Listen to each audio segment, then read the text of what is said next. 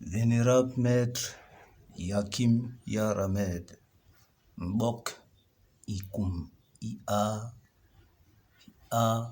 Namba. Bonjour. Bonjour.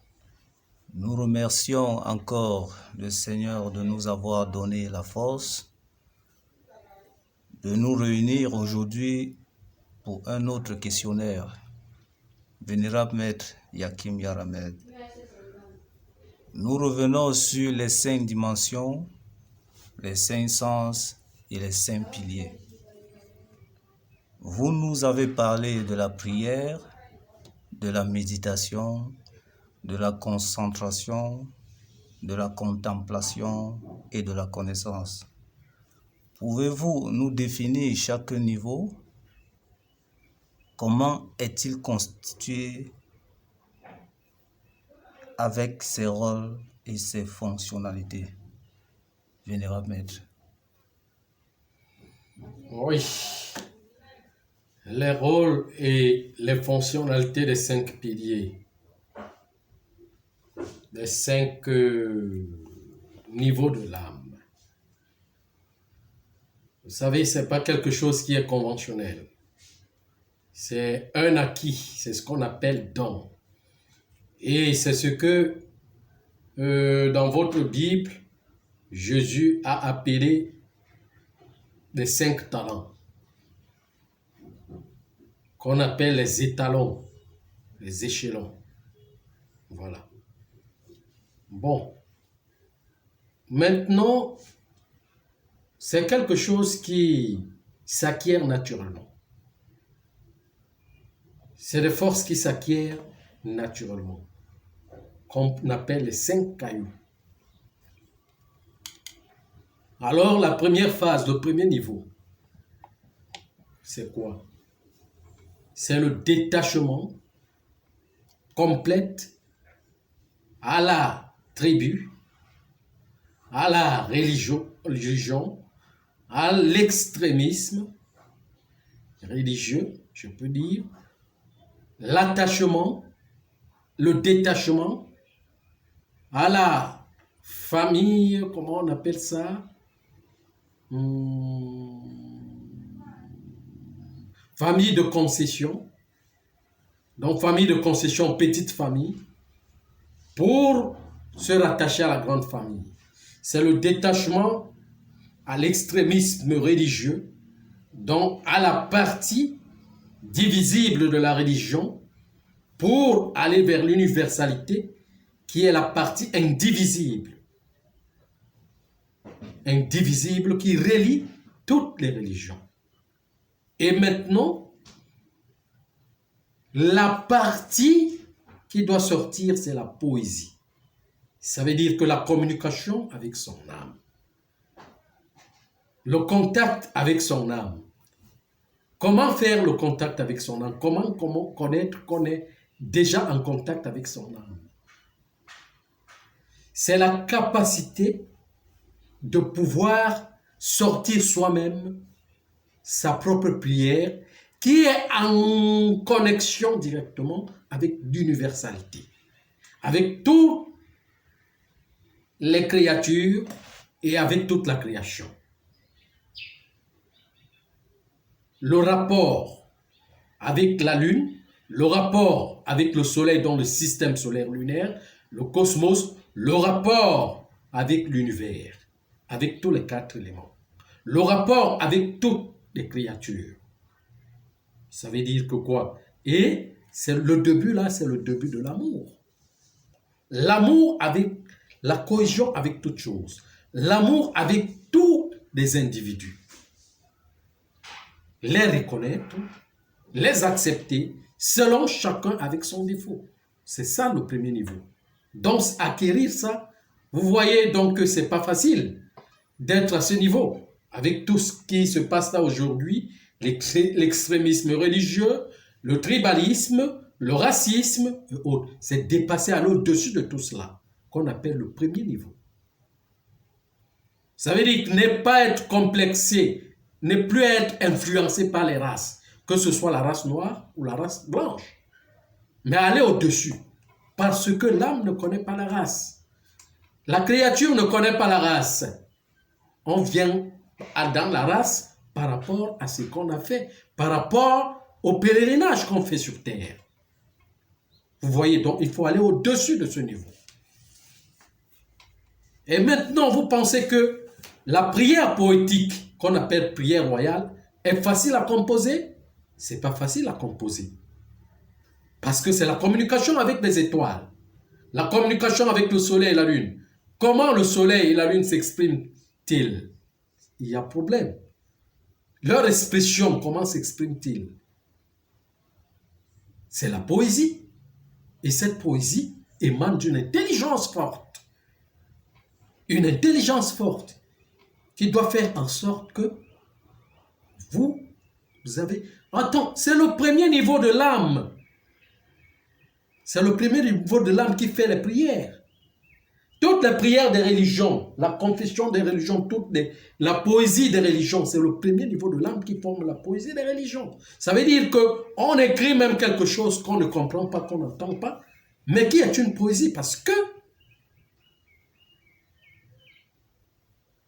quand on appelle par exemple terre-mère, la terre, la mer, ça veut dire que c'est une forme. C'est une forme d'honorer la terre. Et déjà, aller au niveau supérieur, aller à ce niveau, au niveau, c'est reconnaître la terre comme sa mère. Par exemple, c'est une poésie. Faire la poésie à la terre, faire la poésie au soleil, faire la poésie à la lune, faire la poésie à la mer, faire la poésie à tout ce qui nous donne vie, l'honorer et faire la poésie, l'aimer. Ne pensez pas que vous allez aimer Dieu, vous allez dire « Oh Dieu », les autres vont dire « Oh Dieu », les autres vont dire « Oh Allah », les autres vont dire « Oh », de quelques... les noms qu'on peut donner ne veut rien dire. Ne veut rien dire. Mais Dieu passe par l'amour de tout ce qu'il a créé. Ça veut dire que si et seulement si vous arrivez à aimer tout ce que Dieu a créé, vous arrivez à faire la poésie. Ça veut dire que l'amitié avec tout ce que Dieu a créé, c'est que vous aimez Dieu. C'est que vous faites déjà le contact avec Dieu. Mais il n'y a pas un Dieu qui soit suprême, qu'on appelle Allah, auquel vous ne passez pas par les créatures, la création, que lui l'aime, que lui l'a donné. Il n'y a pas un Dieu qui s'appelle Dei ou Deos, quelque part, qui ne passe pas par la créature, la création qu'il a fondée. Ce n'est que des noms qui ont des significations. Vous voyez? Donc, c'est ça qu'on appelle prière royale. Ça veut dire que les poèmes, la poésie qui forment la prière, la célébration, la célébration, l'honneur, l'honorification. C'est ça qu'on appelle la gloire. Glorifier tout ce qui donne vie. Lui redonner, donner son honneur.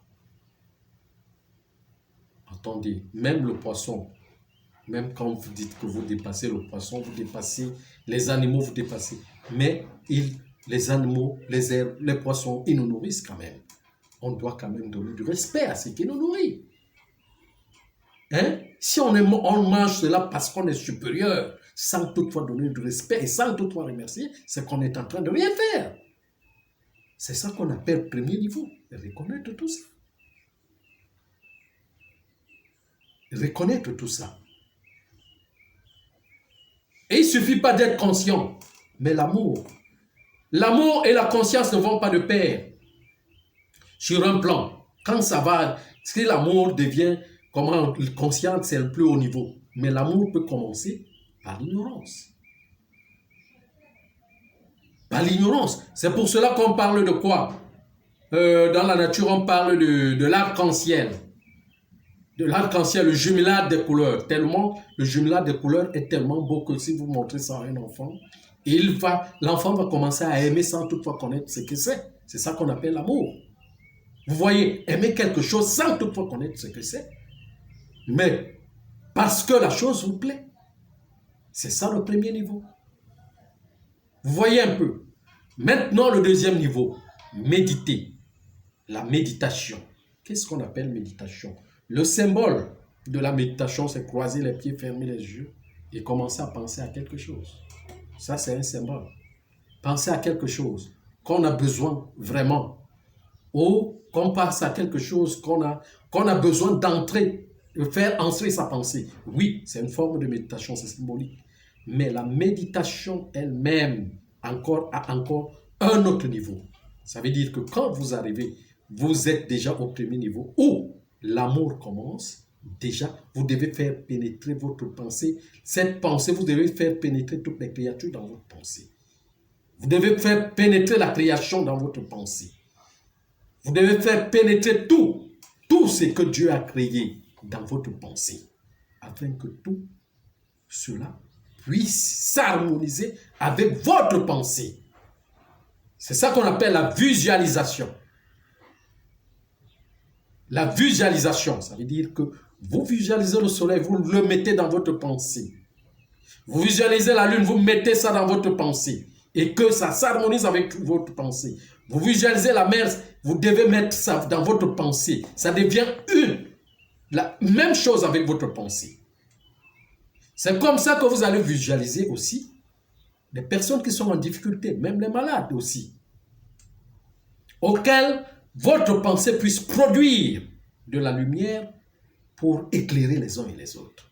C'est un niveau, c'est un temps qu'il faut donner à ça. Mais il faut maintenant faire en sorte que tout cela éclaire votre âme. C'est ça qu'on appelle méditation. Une âme qui commence à être éclairée. Vous voyez le début de l'illumination. Mais c'est un travail que vous devez faire pour tout mettre dans votre pensée, afin que tout ce qui est dans la nature, la grande nature, puisse s'infiltrer en vous et ordonner tout ce qui est à l'intérieur, parce qu'il y a tout ça en nous. Il y a le soleil en nous, il y a la lune, il y a la végétation, il y a tout en nous. Il y a l'eau, il y a le feu, il y a tout en nous. Mais nous devons faire en sorte que cela soit harmonisé avec la nature.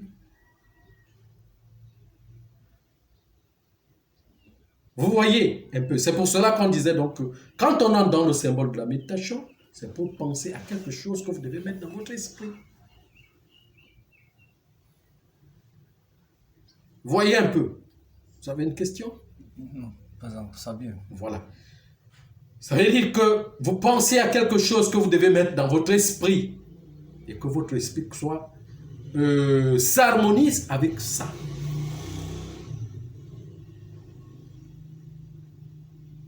C'est en pensant aux grandes choses que les pensées négatives seront expulsées en vous. Ça veut dire que vous remplacez les pensées négatives par les pensées positives. Et comment remplacer les pensées négatives par les pensées positives? C'est seulement en pensant à quelque chose que Dieu a créé, à la nature. Parce que la nature est vierge. Ça veut dire que là où il y a les ténèbres, c'est sombre en vous.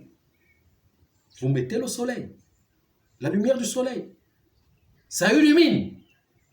C'est ça qu'on appelle méditation. Vous éclairez votre être avec les forces de la nature. Tout ce que vous pensez se réalise en vous, en nous.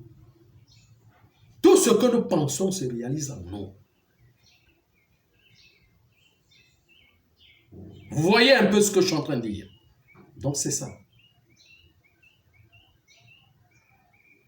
Et maintenant, la concentration. Qu'est-ce que c'est que la concentration? La concentration, c'est l'aspect de reconnaître les 4 éléments comme corps du Créateur. L'aspect de reconnaître les 4 éléments comme corps du Créateur. En reconnaissant donc les 4 éléments comme corps du Créateur, il faut faire ce qu'on appelle purification de l'âme avec les 4 éléments. La purification de l'âme avec les 4 éléments. Et reconnaître des éléments de la nature.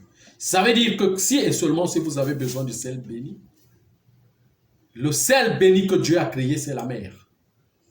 Vous l'utilisez pour purifier vous-même, pour vous bénir. Voilà. C'est le mot.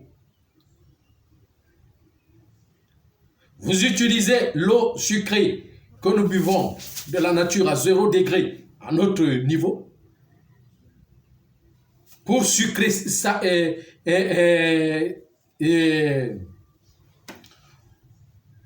pour sucrasser notre vie. C'est ce que je voulais dire.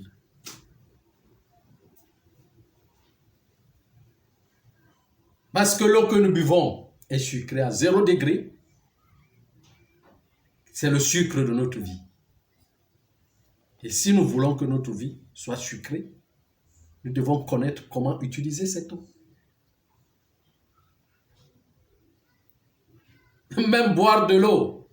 On boit de l'eau avec quelle intention? Déjà, quand on boit de l'eau, on oublie tout. L'eau fait oublier tout. Même si on avait de mauvaises pensées, on oublie d'abord. Ça revient après. Après qu'on ait fini de boire, que ça revient.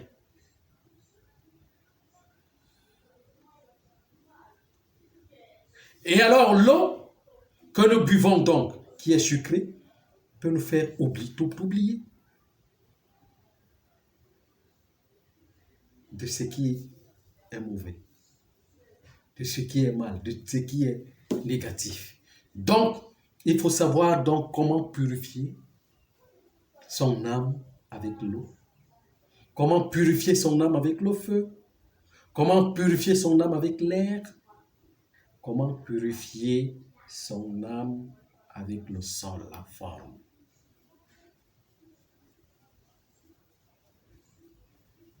C'est là où commence le rituel, le rite. Le rite, les bains salés, les bains fumés, les fumigations, comment on appelle, les bains chaudes, qu'on appelle les bains de vapeur. Dans cette science, dans cette histoire qui est sortie, du coronavirus qui est sorti, les gens sont revenus, beaucoup d'Africains sont revenus dans les bains de vapeur, qu'ils avaient déjà oubliés. Mais le coronavirus a surgi pour faire en sorte que les gens se rappellent de la culture, de la tradition. Vous voyez un peu, par exemple en Afrique, et même en Europe. Les bains citronnés, les bains, comment je vais dire, fleurissantes, les bains avec les fleurs, les bains avec les plantes. Mais on ne fait pas seulement le bain de l'extérieur, on fait aussi le bain de l'intérieur du corps. Parce que c'est à l'intérieur que se trouve l'âme. Donc on purifie l'intérieur du corps. Connaissez ce qu'on appelle ce genre de bain?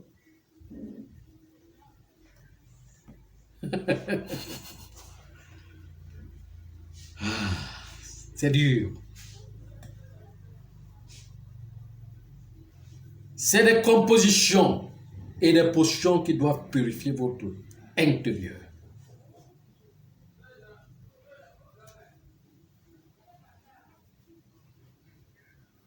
Voilà que le coronavirus est venu, et les gens sont en train de boire les potions partout en Afrique.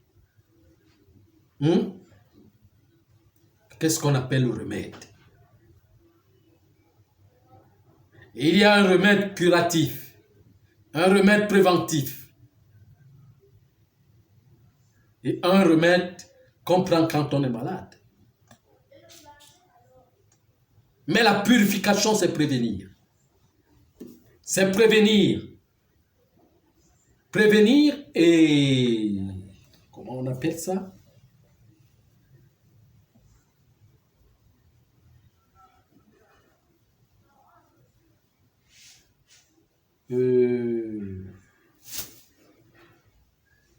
Prévenir et devenir traitant, soignant de soi. Donc, en prévenant, vous apprenez comment soigner et comment prendre soin de soi. Avec le corps, c'est l'âme qui est plus importante. C'est ça qu'on appelle la concentration. Ça veut dire que vous vous concentrez sur votre âme. Vous revenez à vous-même. Pour dégager la bonne harmonie qui peut aider les uns et les autres. C'est ça qu'on appelle concentration. Parce que peut-être quand vous m'entendez parler de la concentration, vous pensez à quelque chose peut-être ou une certaine méditation où quelqu'un est concentré, il n'entend plus, je ne sais pas. Oui. Oui, justement, Vénéra Maître, parlant de cette méditation et concentration, qu'est-ce que vous pouvez nous dire de monastère, couvent, moine? Est-ce que ça a un lien avec la méditation et la concentration? Monastère, c'est quoi? Monastère, c'est le lieu de la prière, le lieu de la méditation. Mais avant de construire la maison, qui construit cette maison ou le monastère? C'est le corps physique. Avant que le corps physique ne soit l'âme. Donc le premier monastère, le monastère de l'âme, c'est son corps. Et c'est l'âme qui est le moine, qui se met en méditation.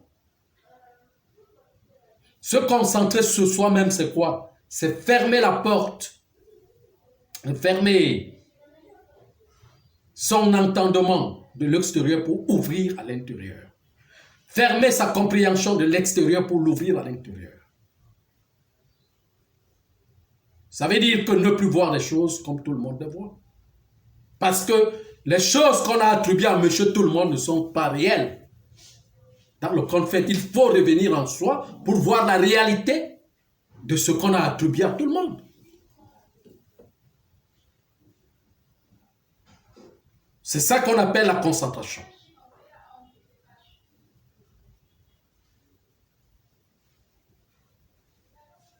Donc, Vénérable Maître, c'est inutile de fuir la foule, ses poches pour aller quelque part dans une brousse. Qu'est-ce qui se passe? Mais vous fuyez même les épreuves. Pourquoi? Parce que quand vous grimpez les montagnes d'initiation, qu'on appelle l'élévation, donc ça veut dire que vous entrez dans les degrés de votre âme, il doit y avoir des épreuves qui doivent vous suivre. Et réellement, donc vous devez vivre avec des gens. Vous devez être avec des gens. Maintenant, c'est votre intelligence qui vous conduira. Parce que vous ne devez pas indisposer les autres parce que vous êtes spirituel. Tout le monde est spirituel, mais la spiritualité, et comment je vais dire, l'éveil n'est pas en tout le monde. Et quand vous êtes éveillé, vous devez s'éveiller pour vous-même d'abord, sans déranger les autres. Sans les obliger à comprendre ou à faire ce que vous faites.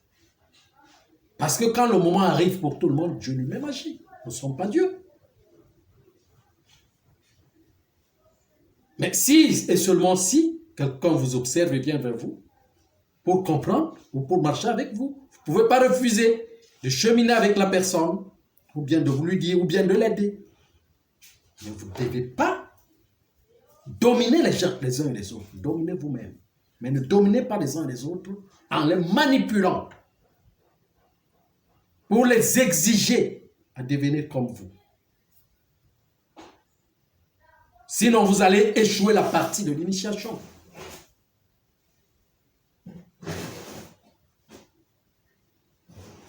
Et entrer dans le grossier du matérialisme pour faire la séduction. Parce que la spiritualité, c'est le silence. L'éveil spirituel commence par le silence. Voilà, vous voyez déjà comme le coronavirus a fait, non? Le confinement. Regardez la réaction du confinement. C'est ça qu'on appelle l'éveil. Quand l'éveil commence, le silence commence. Le silence est dans toutes les rues du monde entier. il y a un silence total. Il y a un air libre qui passe. Aucun, même les murs ne respiraient même plus. Mais les murs sont en train de respirer de l'extérieur. Tout est en train de respirer complètement. C'est ça qu'on appelle l'éveil spirituel. Le silence s'impose. Et si le silence s'impose à vous, et que les autres ne sont pas encore dans ce silence, vous ne devez pas les imposer votre silence.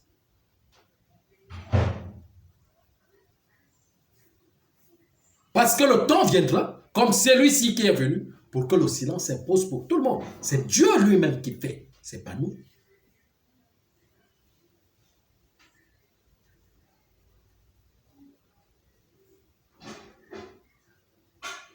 Beaucoup de gens disent souvent que le conseiller de libération se fait mettre, il est orgueilleux, audacieux dans ses paroles. Non, moi je dis la vérité.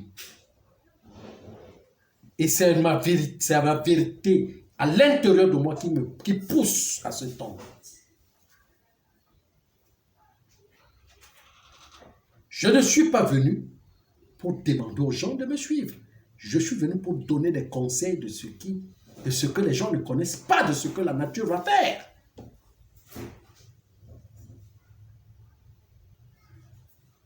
On dirait que vous annoncez un programme. Voilà. C'est ça.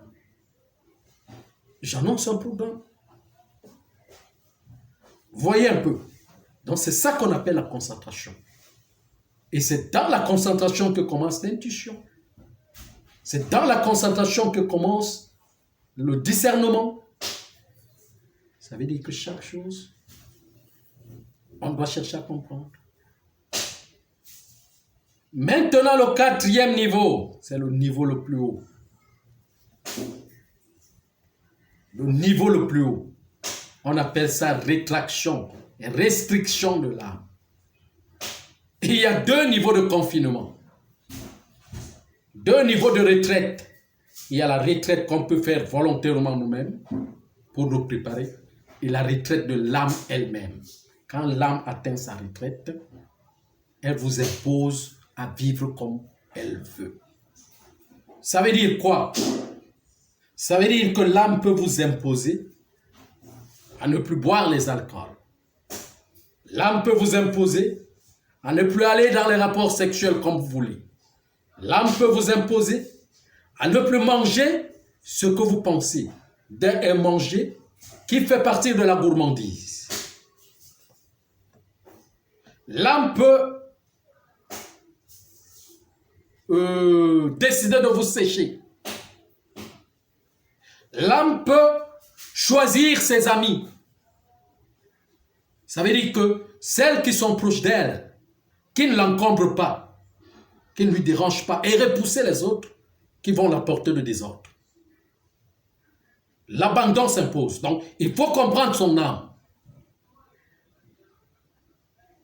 Donc, il y a quelque chose qu'on peut imposer à l'humanité et quelque chose qui peut s'imposer soi-même.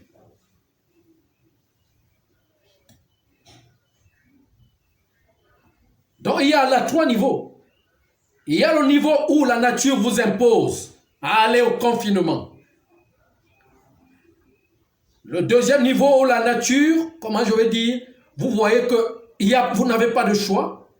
Vous faites vous-même, donc vous commencez la lutte pour quitter du confinement ou bien même comment se purifier pour ne pas, pour être sauvé, ce que vous appelez sauvé, je ne sais pas, pour être, comment je vais dire, pour se protéger.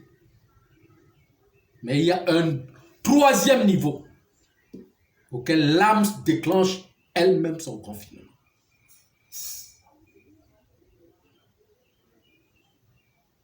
Où elle refuse ce que vous voulez. C'est là où vous entendez donc que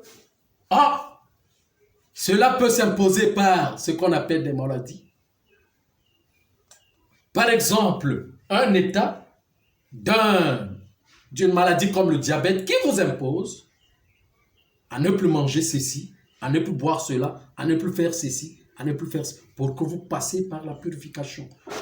Et il faut comprendre, il faut essayer de comprendre ce qui est conventionnel. Ça veut dire que la maladie qui est conventionnelle, extérieure, que vous avez ramassée, et que la maladie que l'âme vous impose pour vous purifier. Il y a deux états.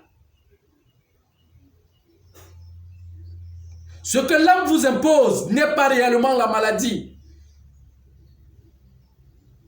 Mais c'est une forme de preuve qui vous amène à la purification.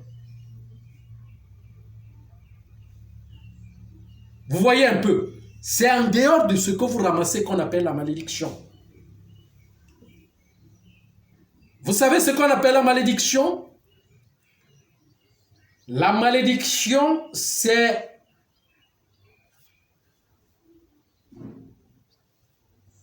un problème, c'est la méconnaissance de la vie qui amène tout le monde à ramasser quelque chose qui fait souffrir.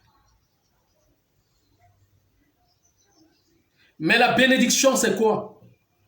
C'est quand l'âme ressort elle-même une maladie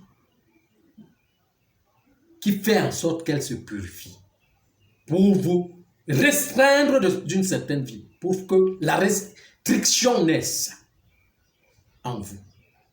Il y a deux cas. Donc, il y a la différence entre la souffrance et la peine.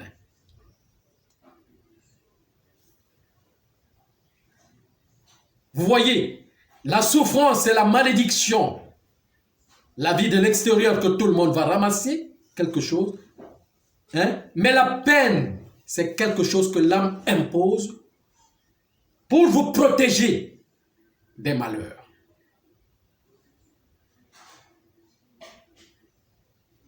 Votre âme peut accepter que vous fassiez, par exemple, un accident pour vous prévenir de rester chez vous pour une période. Une mauvaise période pour vous qui vous exposerait à l'extérieur, peut-être à la mort ou à un danger beaucoup plus grand que rester chez vous.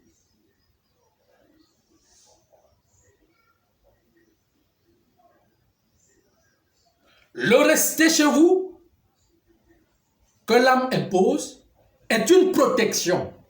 Ça veut dire que vous passez une peine. Mais la peine est normale. Parce qu'elle vous protège de quelque chose qui est plus dangereuse que ce que vous avez. Donc, cela vous protège. Une prison peut vous protéger de la mort précoce ou subite. Un confinement peut vous protéger d'une pollution, d'un empoisonnement à l'extérieur par l'air pollué, d'un, comment je vais dire, même d'une pandémie comme celle-ci qui est en train de se passer. Mais la peine est quoi? C'est un moment de réflexion à trouver la solution qui vous permet de se purifier.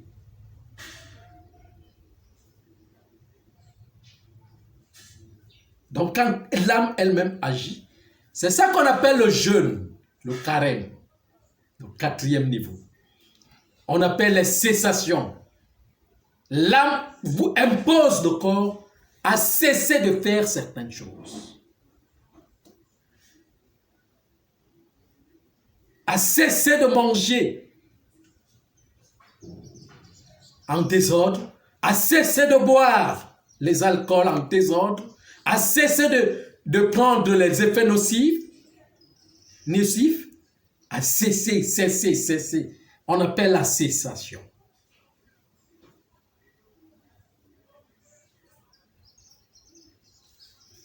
Pour se retrouver au grand jeûne, auquel le corps peut s'harmoniser avec l'âme, vous trouvez, ou vous arrivez au niveau où vous n'avez pas faim. Vous êtes à des moments où vous n'avez pas faim. Des moments où vous passez une semaine sans avoir faim.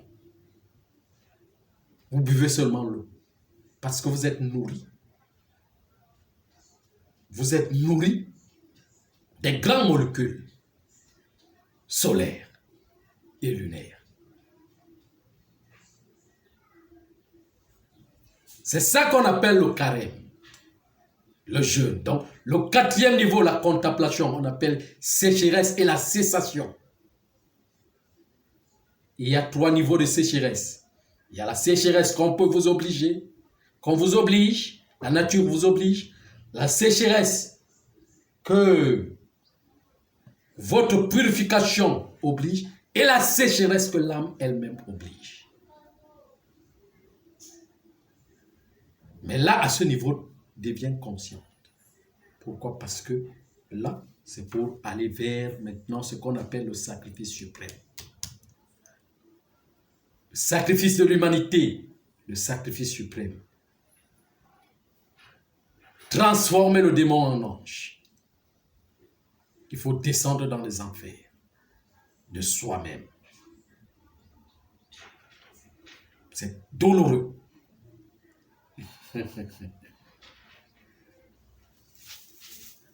Vous voyez? C'est douloureux. Et le 5e niveau de l'âme, on appelle la connaissance, on ne l'acquiert pas avec ce corps. C'est avec le corps de gloire. Parce que pour la connaissance, c'est pour connaître la création, comment Dieu a créé le monde. Vous voyez un peu. Mais tout état a ce qu'on appelle le son du sifflement, qui veut dire l'annonce de la connaissance. Vous voyez un peu ce que je suis en train de dire. Donc c'est ça, la définition des 5 niveaux de l'âme. Vous avez des questions? Oui, vénérable maître, puisque, bon, c'est très beau d'entendre tout ça, mais malgré que ce soit difficile à y arriver. Vénérable maître, parlant de la prière, la méditation, la concentration et la contemplation à notre niveau, parce que la connaissance, c'est une autre dimension. Oui. Qu'est-ce que vous pouvez nous conseiller, puisque nous sommes déjà au moment de la spiritualité? Qu'est-ce que nous devons faire? Oui, la nature est déjà entrée dans son objectivité. C'est qu'elle va communiquer au chef, donc au plus sage, voilà, aux plus sages qui ont chuté. C'est ce que les autres vont faire. Il y a les réseaux sociaux, non? Les bains de vapeur, il y a d'autres qui apprennent ça dans le temps, non? Dans les réseaux sociaux, non? Quelqu'un, les gens vont communiquer. Bon, tel arbre, telle herbe fait comme ça, comme ça, comme ça. Donc, c'est ça qu'on appelle la communication. Ça va être. Vous voyez, ce que moi je vous dis seulement, tout ça va être. La nature va vous indiquer, va vous donner tous les éléments. Tous les éléments sont dans la nature. Et moi-même, je vous apporterai les éléments quand vous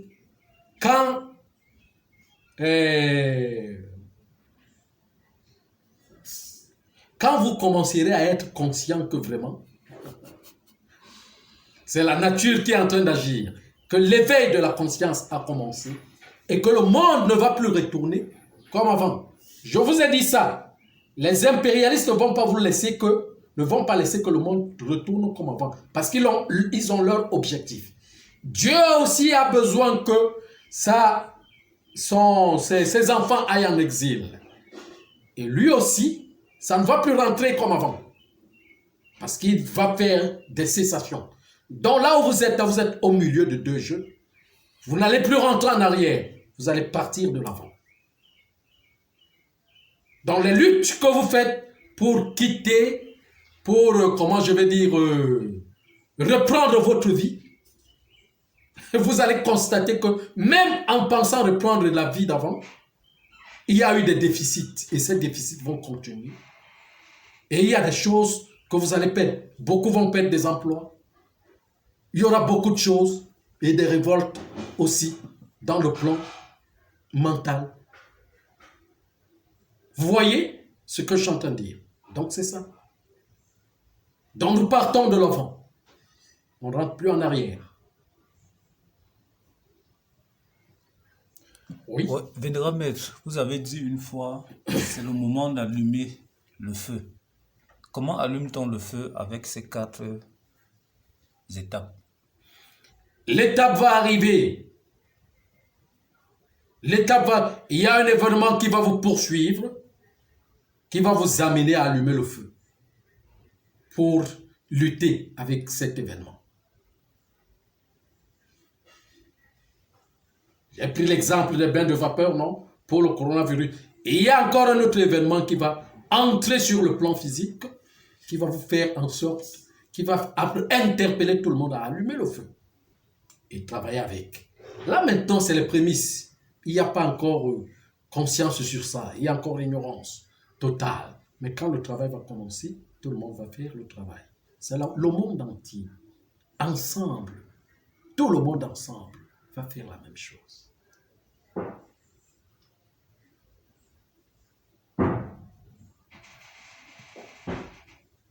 Encore d'autres questions? Non, merci Vénéra Maître.